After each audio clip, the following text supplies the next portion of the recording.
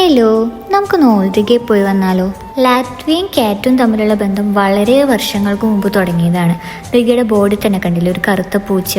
അതായത് ഇവിടെ പൂച്ചയ്ക്ക് ഭയങ്കര ഇമ്പോർട്ടൻസ് ആണ്. നമ്മൾ ഏത് പബ്ലിക് പ്ലേസിൽ പോയാലും പൂച്ചയ്ക്ക് ഫ്രീ ആയിട്ട് ഇവിടെ നടക്കാൻ പറ്റും. ഇവരുടെ ഒരു ഹിസ്റ്ററിയുടെ പാർട്ടാണ് പൂച്ച. അപ്പം ഇതാണ് ഓൾറിഗ. ഇവിടെ എന്നും എന്തെങ്കിലുമൊക്കെ ഒരു പരിപാടി ഉണ്ടാവും.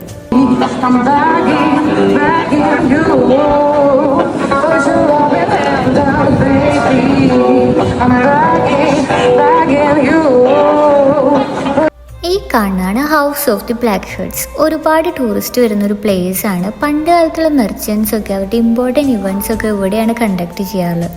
പിന്നെ അതുമാത്രമല്ല, റിഗയിലെ ഏറ്റവും ബിഗ്ഗസ്റ്റ് ബിൽഡിംഗ് കൂടിയാണിത്.